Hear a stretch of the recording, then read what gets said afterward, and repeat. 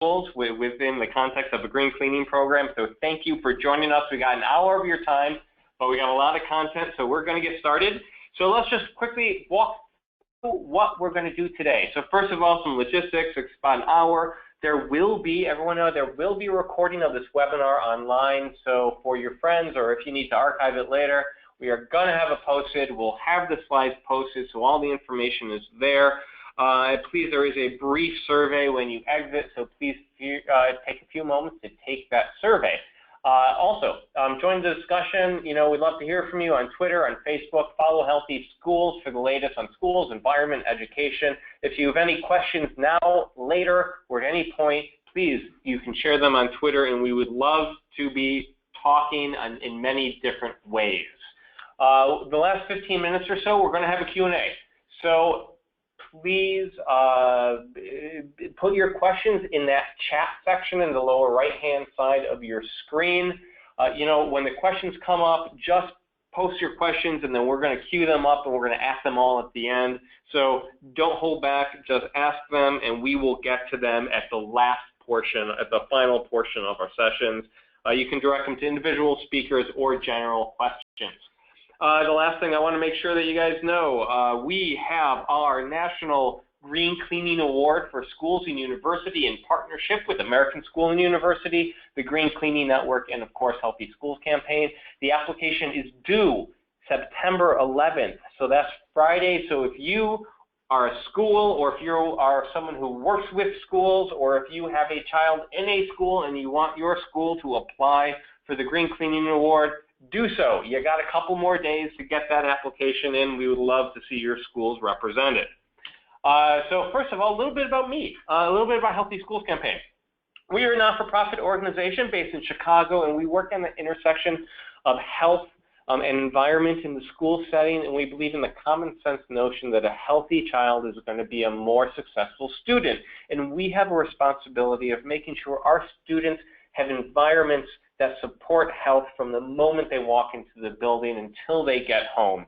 And our schools can do so by providing activity and food and healthy environments and clean air. We have a responsibility, our students have the rights to have this, and if we want our education systems to succeed, we need to make sure that they are in a position to achieve. But today we're talking about specifically about green cleaning. So I'd like to talk, before we get into infection control, I want to talk a little bit about green cleaning and how we see it.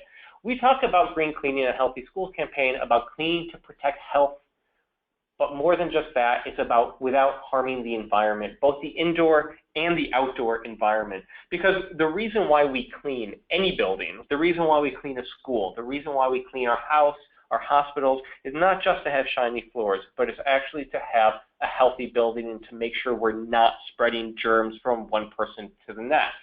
A green cleaning program takes that one step further because we want to make sure we're doing what we can to be responsible to the people in the building, that we're not contributing to potential health impacts, and we're not contributing to a broader sense of environmental impacts on to our environment.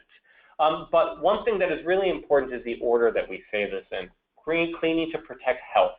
The first priority is about protecting health, and that's particularly important when you talk about infection control, because infection control and green cleaning go hand in hand, because health is the #1 thing that we have to do when we talk about cleaning our buildings. So, but why do we care about green cleaning? As I mentioned, green cleaning is about helping keep students healthy and ready to learn, reducing exposures to potential toxins in the environment, reducing exposures to germs and viruses.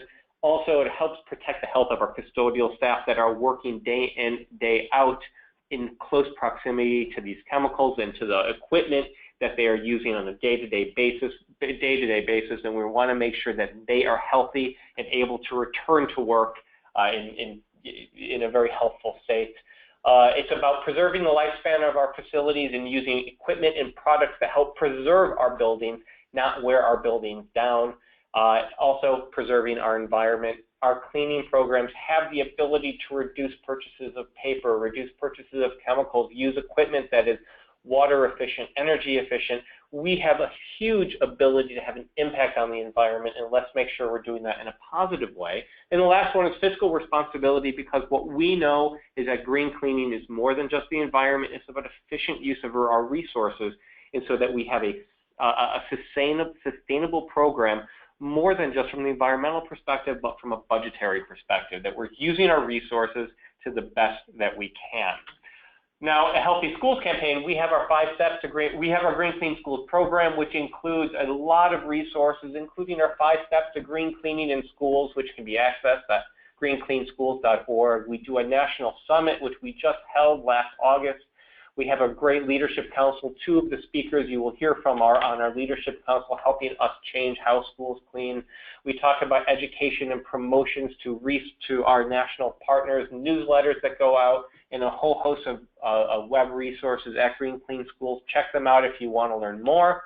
And to that extent, we partner with national organizations across the country to help get the word out, including the American Federation of Teachers, school administrators, business officials, the Association of Charter Schools, school nurses. So we know that a lot of people really care about green cleaning, so we do what we can to get the word out to all of them.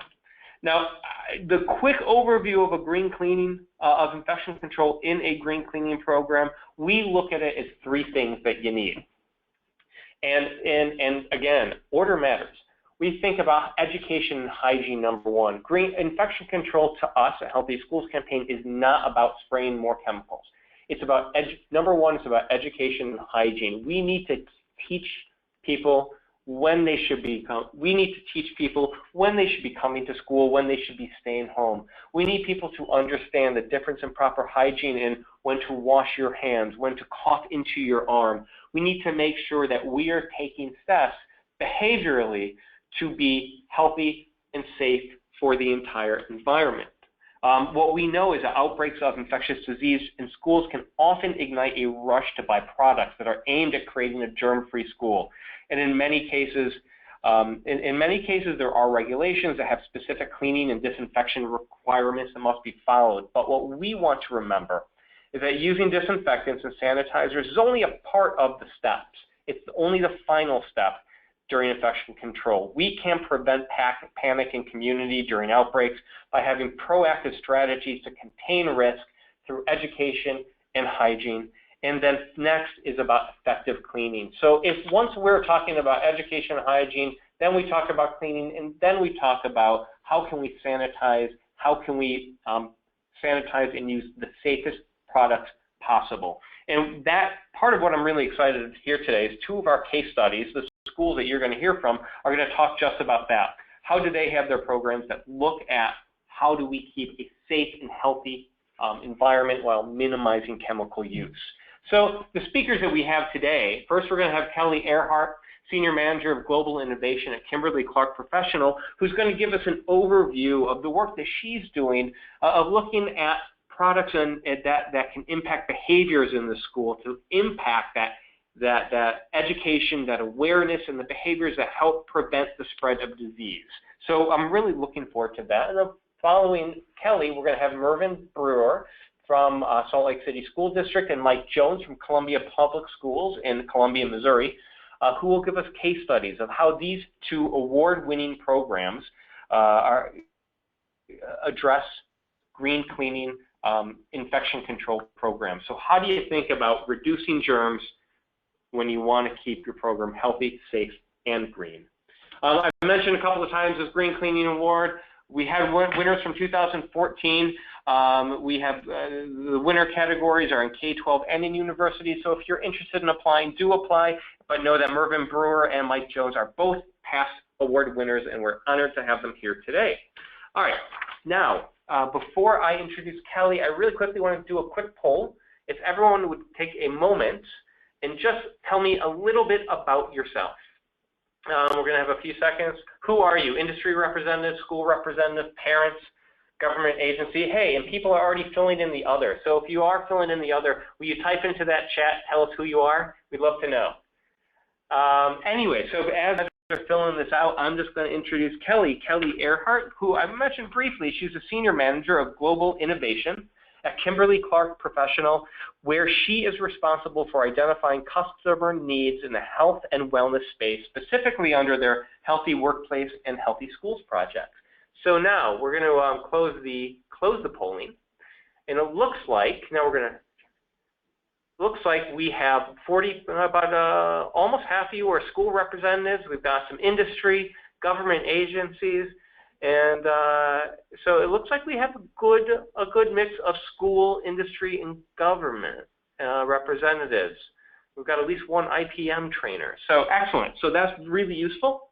Now, Kelly, I'm going to hand it back over to you. So let's get started and talk about the Healthy Schools Project. Oh, thanks so much, Mark. Good afternoon, everybody. I just want to welcome you and thank you for attending the seminar. I want to talk a little bit about the Healthy Schools Project that Kimberly-Clark Professionals developed, because we truly believe that to do well, students have to be well. So the next slide, Mark. Absenteeism in school is actually a real problem. As you all know, you're part of the school systems or associated with them in some way. So students miss on average about 4.5 days of school a year because they're sick. And probably one of the bigger impacts is that teachers miss quite a few days of school, almost on average 5.3 per year. And then when we think about the students who are sick, that affects the parents. So parents miss about 3 work days per year because their children are sick. So there's sort of this vicious cycle around somebody gets sick, and it's not just them who's impacted, it's the rest of their environment, including their teachers and parents as well. So this is something in terms of facts that we wanted to address with the program that we developed. Next slide. Just as a reminder, I want to talk to you a little bit about the chain of germ transmission, because this is important to keep in mind as we progress forward. So oftentimes you have a simple sneeze or cough when someone is ill, and it generates these germ-laden droplets that can contaminate not only hands, but also nearby surfaces, particularly when we're talking about maybe elementary school kids who don't necessarily have the best hygiene practices. So covering their mouth is not their first inclination. Germs can get transferred easily via hand contact, direct hand contact, whether you grab hands with someone or you're, and then also through shared surfaces, whether you're thinking about those blocks that kids are playing with or those crayons that they're sharing, or even just the tables and chairs or doorknobs that they're grabbing. And then when their hands are contaminated, they can touch their faces, and it allows germs to get inside the body where they can cause illness. So just keep this sort of germ transmission chain in mind as we progress forward. Next slide, please. Kimberly-Clark Professional has been spending quite a bit of time in various environments around germ contamination, and we've looked extensively at surface contamination in both the office space as well as in the school space. And we've done this by using what's called an ATP meter and generating, debating and determining how much surface contamination there is on the surface of particular items. What is most sort of disturbing here is that in an average office building, you can see those are the green bars. The school is often 3 or 4 times as high in terms of the level of surface contamination there is. And this is not at all a reflection on cleaning staff or custodial staff. This is a reflection on how many people are going through those types of environments in a given day. And the custodians can only really clean when people aren't around. So this is really reflective of what goes on during the day when people are actually using the facilities in the way that they are intended. And just as a comparison, washrooms and bathrooms tend to be fairly clean, and an average toilet seat there has a count of about 55 when we do it. So these contamination levels in particularly the school environment are pretty high, and that's why we often say that teaching is one of the germiest jobs that one could have. Next slide.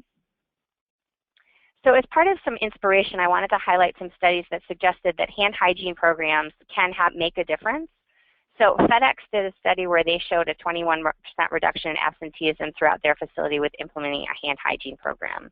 You can see some evidence here that with college students, they can have 43% missed school and work days.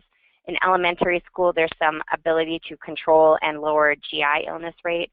And even in daycare centers, which we all know tend to be have quite a few absences and indication of sickness there was a 60% reduction of catching a GI illness from a child. So these are inspirational studies, but I think we could all agree that hand hygiene alone isn't necessarily the only factor that will have effect on lowering these incidences. It can have a significant impact, but there's other factors that we'd like to consider. So what I'd like to do now, next slide, is tell you a little bit about the Healthy Schools Project. Next slide. The Healthy Schools Project is something that we believe is a health and wellness program that we've developed as a health and wellness program that's designed to maximize student, teacher, and staff attendance and improve overall your school image.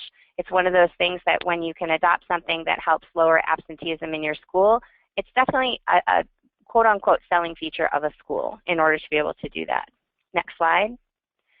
The real crux of the program is actually about behavior change, and you heard Mark mention earlier that behavior change needs to be part of the program because otherwise there's no sustained difference in the way things are happening. So we've created a program called the Super Germ Fighters Program, and there's 4 key parts of the program. There's communication, there's clings and posters that are around to remind the students of when and where different germs lurk or different contaminated surfaces are and or how to do things. There's accessible product solutions in the classroom. There's proper education and protocol. We've developed specific lesson plans that try to reinforce the behaviors and the chain of germ transmission, for example, and or ways to combat the chain of germ transmission. And then there's peer influence, a little bit of stickers and a team dynamic where you could compete against each other to drive a different outcome. Next slide. This is just an example of some of the communication elements that we have. There's what we consider a wash, wipe, sanitize protocol is the thing that we promote. Washing your hands is obviously a very big key in eliminating the chain of germ transmission. And whenever you go to the bathroom and whenever you are before you eat food, those are opportune times that you should wash, and including whenever they're dirty. Wiping down surfaces is actually a pretty critical part of the engagement protocol. This is not a reflection on the custodial staff at all, but during the day, there's times when surfaces could be wiped down to achieve a more effective cleaning and to be able to actually help keep the classroom a little less germy during the actual daytime. And then sanitizing, we're referring to sanitizing hands here, and we believe that there's an opportunity to sanitize hands when you can't wash your hands, or when, for example, you've just washed your hands before going to the cafeteria and you go through the lunch line, you've handled your money or your tray, and then you sit down to eat. That would be an opportune time to sanitize your hands right before you actually eat your food.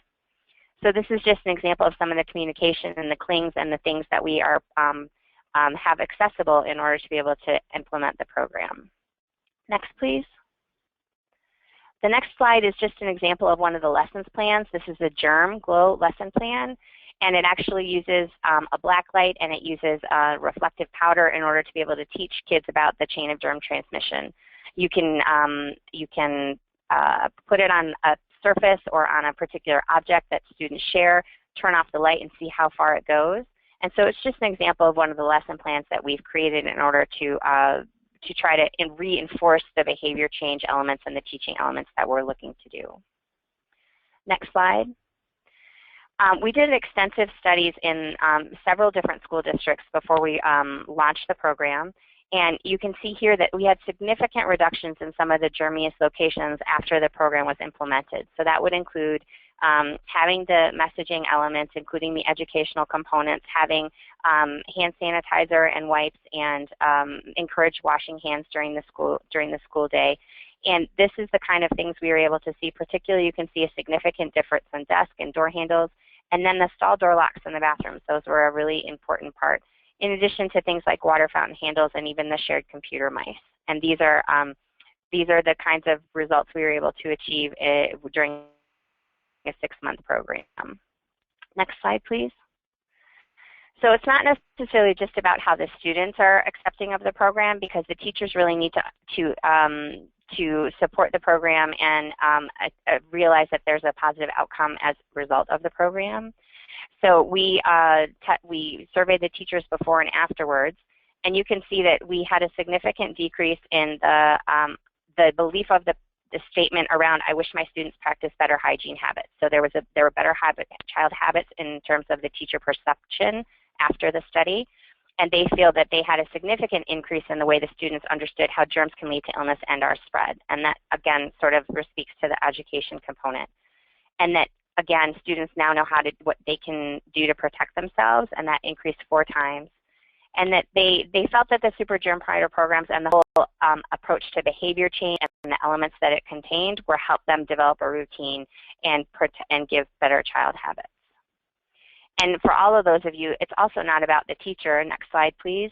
It's actually about the parents as well. We surveyed the parents both before and afterwards, and they were aware of the program and they were aware of what the children were doing, and they agree that the types of availability of these kinds of solutions in the classroom are a good thing to have. So 95% of parents surveyed suggested they would like to continue to have facial tissue, hand sanitizer, and cleaning wipes available in the future, and that they're glad their children have easy access, and that they truly feel, 88% truly felt that their children are learning in school how to protect themselves from germs. And they feel that being able to reinforce that hand hygiene within the classroom should be an important part of the lesson plan for the child in the classroom. They felt their children really had a significant gain in that during the classroom. So the last slide, it just is an infographic that talks a little bit about the outcome of the Healthy Schools project in the classrooms that we studied, and how we were able to reduce germs and change behaviors. And there's also a link to the Healthy Schools project if you'd like to understand more after the webinar is over. Great. Thank you. Thank you so much, Kelly. I think what's interesting about your presentation is, while on one hand you have great resources and they're available free to schools at your website, healthyschoolsproject.com, but speaking to how important and powerful education and awareness is to reduce the spread of infection of disease. And I think that's such an important piece that frequently gets forgotten in the context of infection control. So thank you so much. Yeah. So we're going to go to our next speaker. Before we do, we're going to ask one more quick poll. So Abby, if we can do that, great. So what do you see? We just talked a lot about education and hand hygiene, but what do you see as the biggest challenge in infection control? As you answer that, let me introduce Mervyn Brewer. Mervyn is the Assistant Custodial Supervisor at Salt Lake City School District, which has an internationally recognized integrated pest management program that Mervyn runs. He was responsible for developing their district-wide paper recycling program, diverting 45 tons of paste annually. And he is the past president of the Utah Custodial Managers Association, as well as a current Healthy Schools Campaign Leadership Council member, or a Healthy Schools Campaign Green Clean Schools Leadership Council member. So I really appreciate having Mervyn here today with us. Let us we're closing the poll, and it looks like the biggest challenge from this group is over half saying educating people about infection control would be the number one. And I think that is a huge challenge, particularly when you got friends such as Mervyn working with their teachers, trying to make sure they understand about the changes that are going on in so many cleaning programs. So Mervyn, would you like to take the floor and share a little bit about your program? Thank you very much, Mark. Let's go on to the next slide. Next slide, there you go. So in Salt Lake City School District, there's 36 schools in our district. In May of 1999, we started a 10-year construction program that was designed to build safer and brighter schools. We could also use those as community centers after school. Most of our buildings are Title I buildings, and so they are used considerably with after-school programs. Our students hail from all around the world. Ethnic minorities make up 53% of our students, and the district serves a significant refugee population from Eastern Europe and African countries. Approximately 60% of our students come from low-income families, and just over 33% of them are learning English as a second language. The school district employs about 2,800 people, including 1,250 teachers. The district serves approximately 2,400 students, and over 80 languages are spoken in the halls of Salt Lake City schools. Next slide, please. Our green cleaning initiatives are to create a teaching environment that is conducive to student learning, yet provides a level of protection for the occupants' health, while reducing impacts on the environment. We believe in pursuing an effective approach to cleaning for health that relies on the use of easy-to-follow cleaning practices, united with the use of current green technologies and employee training that will allow us to also be environmentally sensitive. Next slide, please. So some interesting tidbits about school related to health and cleaning. 25% of the nation spends their entire day in a school. Bleach, while being good for disinfection, is also often misused by cleaning personnel. It's frequently improperly diluted, improperly labeled, or mixed with other chemicals that can cause dangerous gases. And here in Salt Lake City in 1901, there was a diphtheria and smallpox outbreak in our schools. The medical officers responded by spraying classrooms and books with formaldehyde gas in the afternoons and having students return to school the next day. Next slide, please. So the practice of infection control as we see it, we use kind of an integrated healthy cleaning approach to it. With the main thing that we want to do is have education and communication as the cornerstone of our proactive cleaning program. There's some cultural proactive cleaning practices that we'll talk about. The next step up is heightened visibility or panic control during outbreak times. And then when we have to, registered disinfectants. And we don't use them willy-nilly, just any old time. We try and keep it to a targeted use. And we try to use those things that are the least toxic. Next slide, please. So the big cornerstone to our program is our custodians receive a quarterly training in the latest cleaning methods, chemical changes, IPM measures, and indoor air quality updates. We do bring them in, not just our head custodians, but our full-time custodians as well on a quarterly basis, and give them all of this type of information. Many times it's remedial. Next slide, please. So we give them an outbreak protocol training. We talk to them about what is heightened awareness. What does that mean? Public perception and high visibility. What is that? Well, when you have an outbreak, you need to make sure that you are highly visible, showing the public and showing folks that you're out there trying to do something about this outbreak.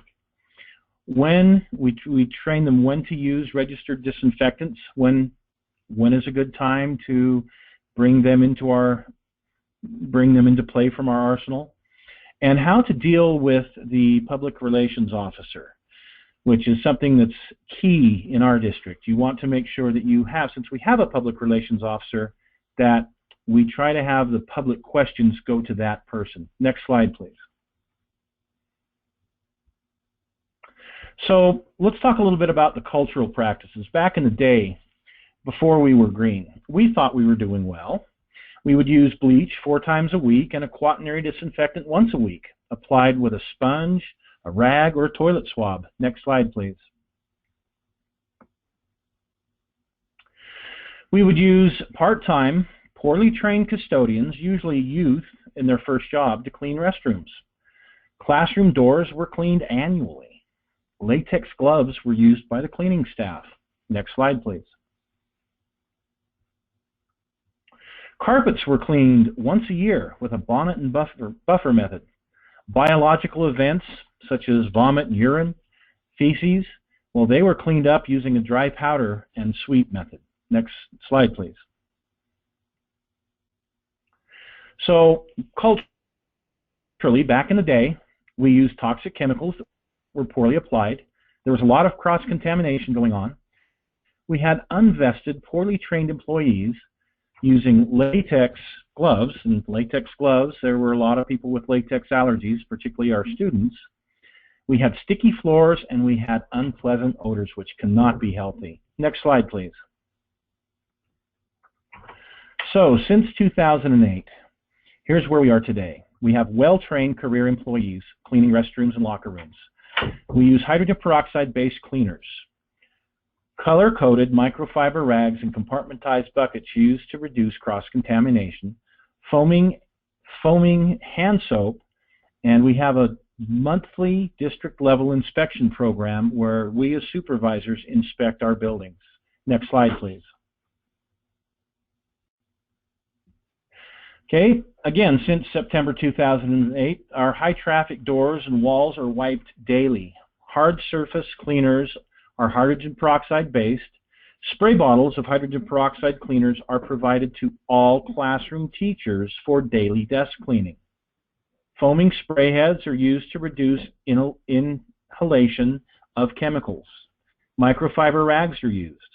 All cleaning operations are done with the use of nitrile gloves, and non-alcohol foaming hand sanitizer is provided at all cafeterias, daycare areas, and severe handicapped units. Next slide, please. So our carpet cleaning is done differently than it used to be in the past. Our carpets are cleaned by the use of a truck mount carpet extractor using mostly peroxide cleaners. Kindergartens, daycares, and special needs classrooms are cleaned quarterly. Biological events are extracted immediately. Bacteria-eating enzymes are used in this process. Next slide, please. We do carry a stock of instant kill claim disinfectants, and it's kept on hand and is ready to be deployed at any outbreak hotspot at a moment's notice to meet risk management concerns. Next slide, please. So during times of high risk, there's a lot of media-driven concern. You have a lot of risk management questions that come up. These times are very important that we have our custodians trained in how to deal with the media and things that they should and shouldn't say, how they should get out and be highly visible. High visibility and public relations and immediate response is critical during these times. You don't want to be in the news in a bad way. Next slide, please. District communication is a big thing for us. We have email reminders that we send to our custodial personnel during heightened awareness times. Information for parents and infectious disease is readily available on our district website. And our custodians are equipped with two-way communications to ensure instant response if we should have an outbreak or an issue in one of our schools. Next slide, please.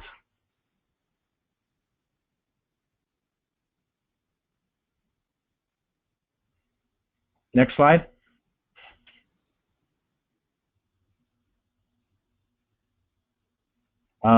There we go. So pest-borne disease prevention. Again, we try to take a proactive approach, for the most part, to infection control. Integrated pest management is a part of that. It's an effective and environmentally sensitive approach to pest management that relies on a combination of common sense practices. IPM programs use current comprehensive information on the life cycles of pests and their interaction with the environment. This information, in combination with available pest control methods, is used to manage pest damage by the most economical means and with the least possible hazard to people, property, and the environment. Simply put, IPM is keep them out, don't feed them, and if you do get them, eliminate them in the least toxic way possible. Next slide, please. So what have we done? Today, in our school district, the risk of exposure to pathogens carried by pests is greatly reduced. Preventative measures are taken in classrooms daily with our IPM program.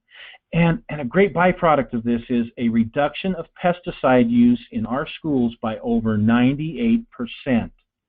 What a great benefit. Next slide, please. Today in our school district, constant reevaluation of new products and cleaning methods to keep the most cost-effective, environmentally sensitive, healthiest program we possibly can. Our response to outbreaks, clear, concise, and rapid, and as green as possible. Employees, educators, and students are no longer exposed to latex and chlorine or other highly toxic products in our district. Next slide, please.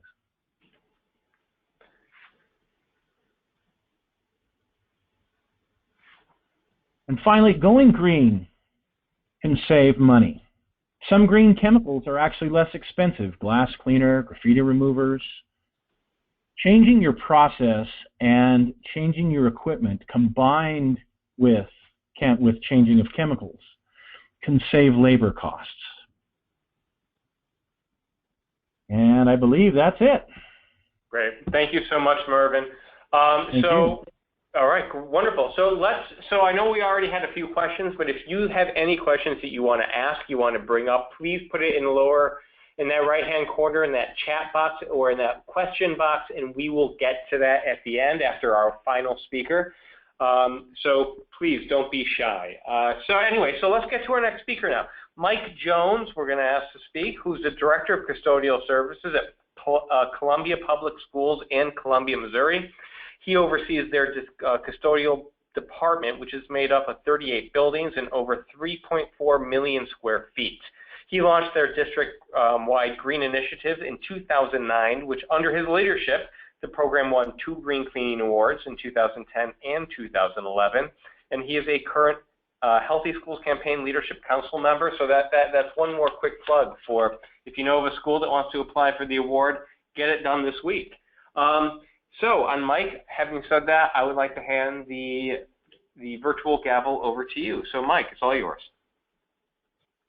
Thank you, and it's great to be here today. Go ahead and go to the next slide. Columbia Public Schools began their green cleaning program in 2008, adopted the voluntary 2009 Missouri Green Cleaning Guidelines and Specification for Schools, and Healthy School Campaign resources to begin our green program. In the Missouri guidelines, preferable product attributes are discussed when choosing cleaning chemicals, sanitizers, and disinfectants, including no added dyes or fragrances, low VOC, toxicity, and other important attributes. It is important to utilize all resources available to guide you on a path for green cleaning and green infection control. Next slide, please. Understanding percentages of people that do not wash their hands, students share supplies, overcrowded classrooms, cafeterias, and other activities create concerns for infection control. Our custodial staff is the first line of defense, but their health and welfare must be considered as a high priority. It is not only important that students attend school, but if the primary teachers are absent, student learning is highly affected.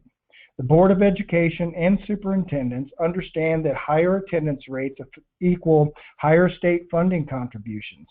I use this basic information to communicate funding of our operating budget and capital requests. My operating budget has never been reduced, increased yearly except for 1 year since 2008, and justified capital requests are normally funded. Next slide, please. Today we'll discuss these areas our district utilizes in our green cleaning program and green infection control. It is important to understand that your entire cleaning program needs to be focused on cleaning for health and green infection control as a vital component. Organic soils need to be removed on a daily basis from high touch point areas, along with sanitizing or disinfecting as a component of infection control. Next slide, please. We concentrate on cleaning and sanitizing our most touched surfaces at the end of school and train our daytime custodial staff to clean drinking fountains, door handles, push plates, and other objects during the daytime and as often as possible. Cleaning is the physical removal of soils, but we sanitize nightly those surfaces that can remain wet with a 5-minute dwell time based on our manufacturer kill claims. We use Envirox 118, which is a registered sanitizer, and do not use a disinfectant and feel it is a safer alternative to disinfectants. I consider our sanitizer to be environmentally sensitive since it has no added dye, low fragrance, and meets all preferable product attributes under the Missouri Green Law. The solution to infection control is not stronger chemicals, but regular cleaning of your most touched surfaces and part of your entire cleaning program. When choosing a sanitizer or disinfectant for green infection control, consider using the preferable product attributes under the Missouri Green Law and choose a safer alternative rather than a stronger chemical. Next slide, please. Our district does a fabulous job starting the school year with teaching students how to properly wash hands, its importance, and teachers do a great job throughout the year working with students. 5 years ago, we installed alcohol-free sanitizer stations at all main building entrances, cafeterias, and playground entrances. Although proper hand washing is preferred, it is not always feasible due to older buildings with limited sinks and hectic times during lunch to feed all of the students in a short amount of time. Next slide, please. Clutter is a constant issue and sometimes difficult to get teachers and staff to understand the effect of indoor air quality and infection control. Our custodians are not maids, and if surfaces are not cleared, custodians will not have time to remove cluttered area to properly clean and sanitize and vacuum all needed areas. Next slide, please. We ask our teachers to utilize students at the end of the day to pick up all debris off the floor, clear off tables, desks, counters and sinks, stack chairs, and return the classroom back to a reasonable state of cleanliness. This helps our staff to efficiently clean our classrooms and concentrate on sanitizing important surfaces for infection control. We feel it is a shared responsibility and teaches our students to be responsible and helps our staff to concentrate on their job of cleaning and health. Next slide, please. The district student allergy prevention and response policy restricts teachers and staff from bringing in cleaning chemicals from home. We provide our Envirox low dilution spray and wipe cleaner and blue microfiber rags to all staff upon request at no cost. This is a very difficult policy to monitor, as many district staff members do not understand issues created bringing into our buildings their normal cleaning products they use at home. Students are given the responsibility of recycling paper, plastic, and cans inside building spaces to larger hallway containers for our staff to take outside. Monthly newsletters from facility and construction services are sent to district staff to inform them on IPM, energy, and IAQ improvements, issues, or updates. Next slide, please. We use color-coded microfiber products for cleaning to help minimize the spread of germs and bacteria. Every 2 years, our microfiber rags are replaced with new, alternating between secondary and elementary schools. It is a minimum cost to ensure your microfiber rags are absorbing the physical soils and not just spreading them across the surface. We utilize Protein Pro 6 backpack vacuums and replace HEPA filters twice per year. Backpacks are more efficient versus uprights and allow more time for cleaning of our most touched surfaces. Tyvek restroom cleaning machines are utilized in all of our district buildings to properly clean, sanitize, and remove soils in our larger restrooms and are used weekly in individual classrooms whenever possible. Restroom cleaning machines with a sanitizer or a disinfectant is very important for infection control. Next slide, please. Physical removing soils on a daily basis in a hygienic and ergonomic method has increased staff performance and reduced potential contamination to students and staff. We concentrate on our most touched contact surfaces in our primary cleaning and utilize a quad cleaning format to maintain items that only need to be cleaned once per week. Next slide, please. Our most recent change was the reality you can bring in green products and procedures, but you must have a standardized cleaning process. Process cleaning for healthy schools has helped us bridge the gap where all of our classroom spaces are cleaned the same way district-wide. This process has simplified our training, raised the bar of consistent cleanliness, and improved staff morale. This process has helped us provide the time to clean our most touched surfaces nightly and sanitize the important areas for infection control. We are still in the infant stages of this new program, training and retraining, and understand that change is always difficult. Our district administration is 100% in full support of this new program. With the reduction of 15 full-time staff members by utilizing the process cleaning program, we have created substitute custodians that work on call, entry-level wage with no benefits. These employees, along with a pool of floaters, cover our regular employee absences to keep our buildings fully staffed and maintain the cleanliness of our facilities. When we have turnover, our trained substitutes are offered permanent positions with benefits to ensure our buildings are fully staffed and buildings are properly cleaned. Although we have never had a building closed down due to an infection control issue, we have the ability to use our substitutes to help with additional cleaning and sanitizing of buildings if the need arises. Next slide, please. I just met with our superintendent's executive committee to discuss our custodial program, shared responsibility, and establish how we will effectively communicate our district goals of keeping our buildings clean and healthy.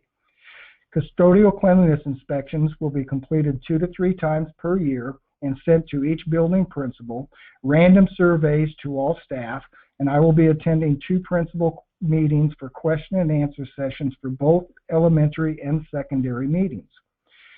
It is important to have open lines of communication between all buildings to ensure we are proactive in providing quality service to our buildings.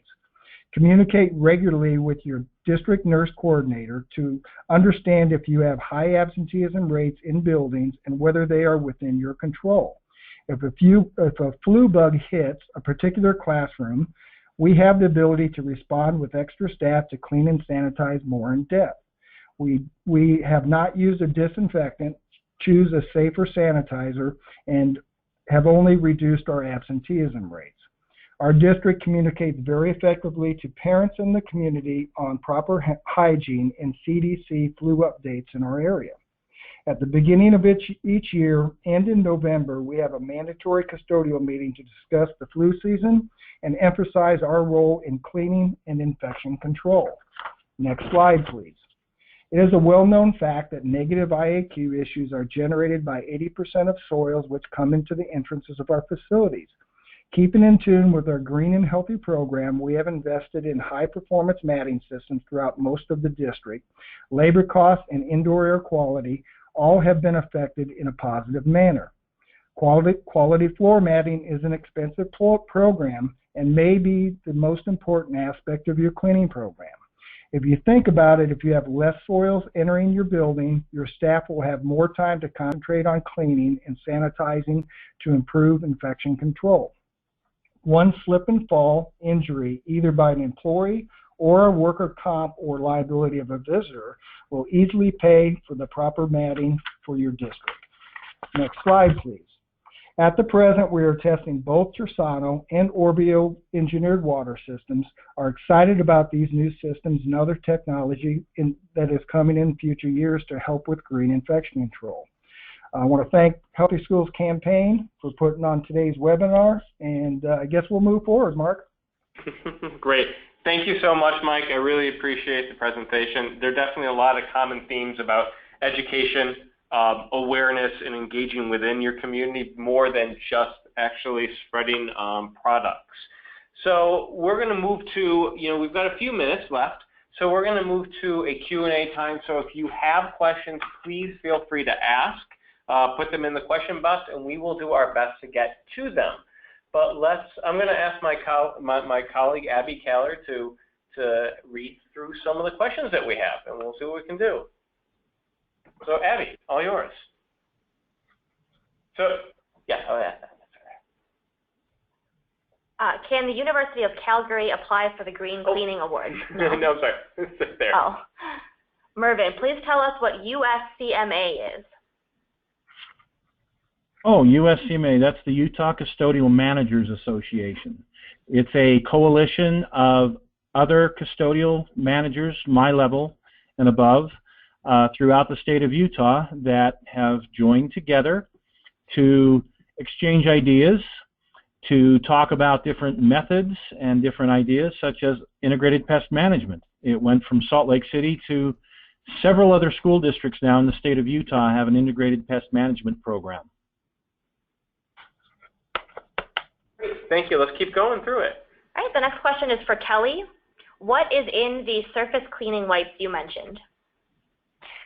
Well, originally we had simply had child-friendly cleaning wipes because there's an awful lot you can do with just friction. But quite frankly, they didn't take off the way we had anticipated that they would in terms of them they weren't actually disinfecting wipes. They were surface wipes that kids could use. So at this point, we are going back to, recommending disinfecting wipes because that's really the product that people seem more familiar and happier with. Now, as you all have green cleaning programs, you know that there are some alternatives to using disinfecting wipes on a regular basis. So I would encourage you to talk to your custodial staff as to what maybe their recommendations would be on the ability to get the surfaces clean during the day that the kids might be able to use. So just to be clear, Kelly, when you are saying disinfecting wipes, you are not suggesting for that kids use them, correct? No. Children are not meant to be using disinfecting wipes, so no. Okay, thank you. Great. The next question is for Mervyn. What line of cleaning chemicals are you using? Well, I don't want to promote any specific line because what we do is we test in some of our schools, we test different products.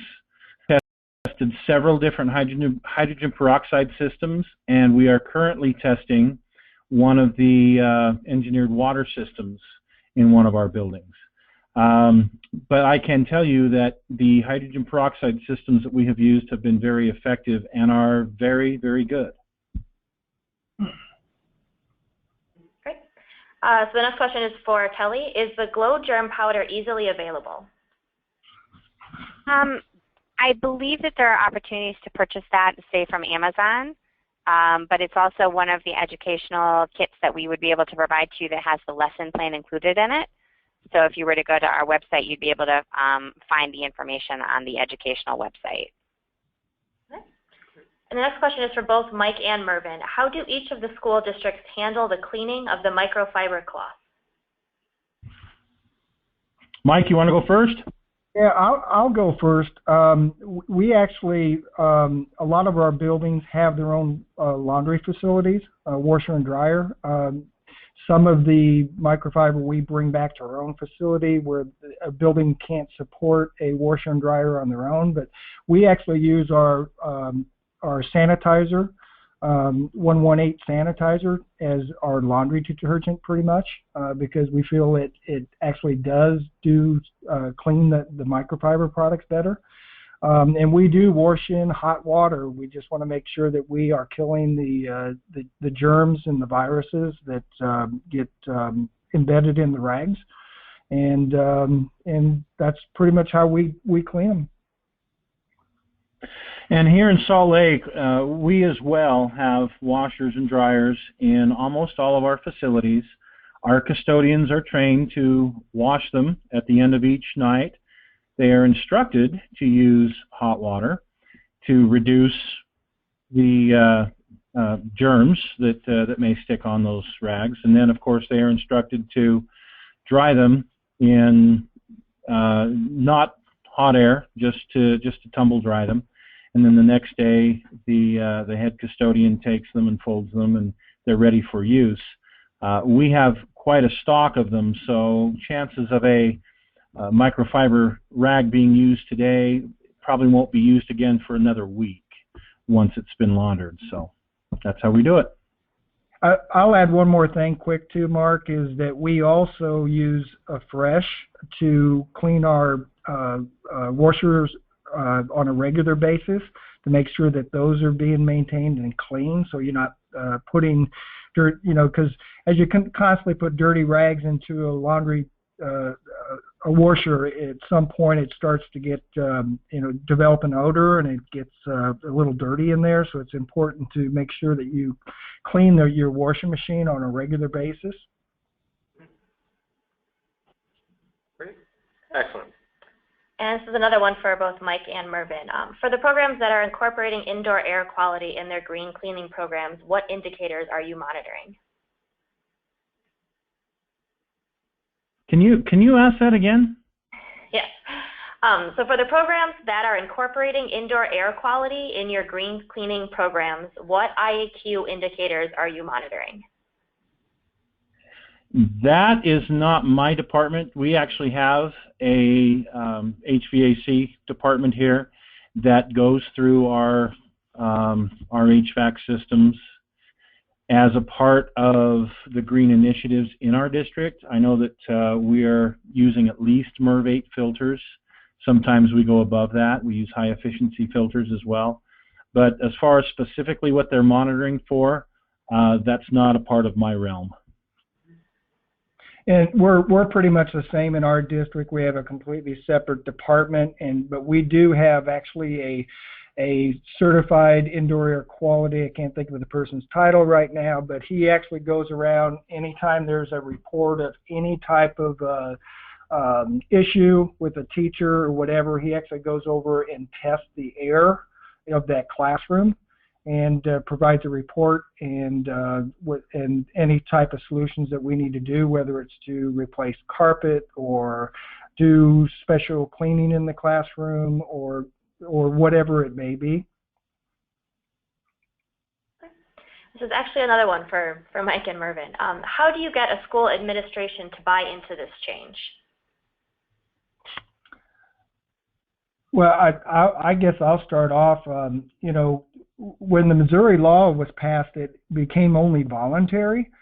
But when I met with our superintendent and his executive committee, they really understood the impact of proper indoor air quality, and the effect of, you know, really what it comes down to is we're there to make sure that the students are in a clean and healthy building, and learning is why we're there, for them to graduate and move on to better lives and quality lives.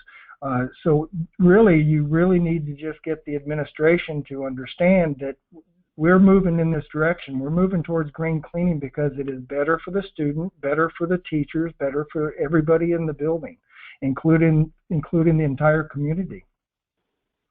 Our custodians do a very good job because they've been trained in the cleaning for health. They do a very good job in educating any of the principals, any of the administrators that they need to that would ask. We've had absolutely no pushback from any administration, however, because the way it's explained to them is we are there cleaning for health. And fortunately, we have not cost more money to the district. We have actually saved our district money by going to our green cleaning initiatives, or our green initiatives. Okay. This is a question for Kelly. Is it safe for kids who suck their fingers to use a hand sanitizer?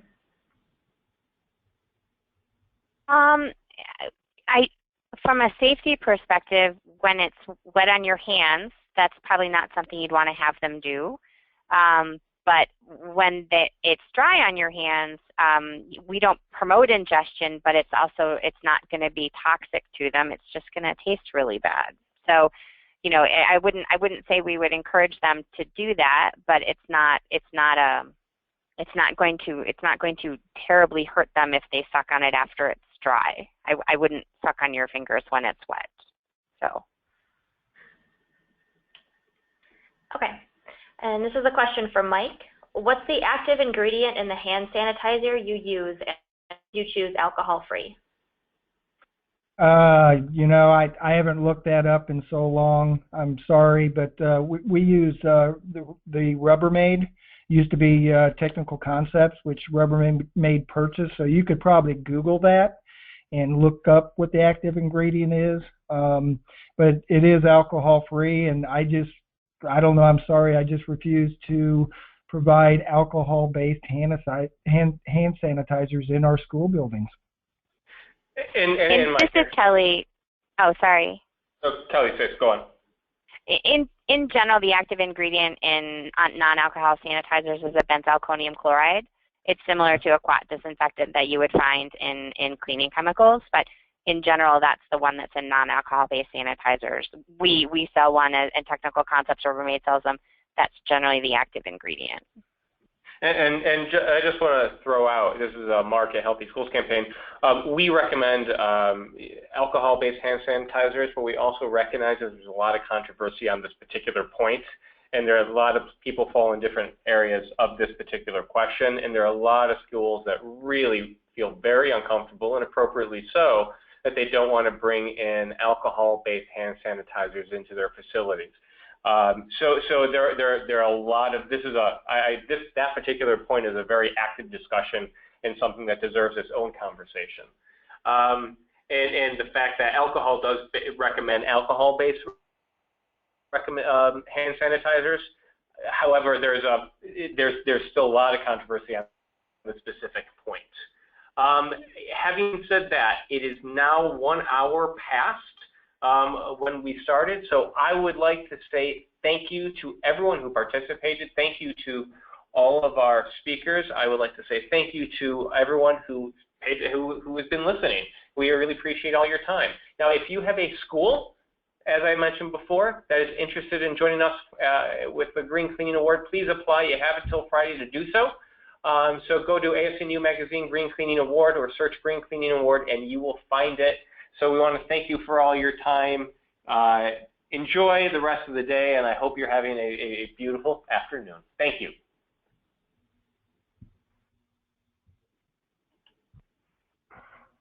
That was good, Dave. Good job, by the way.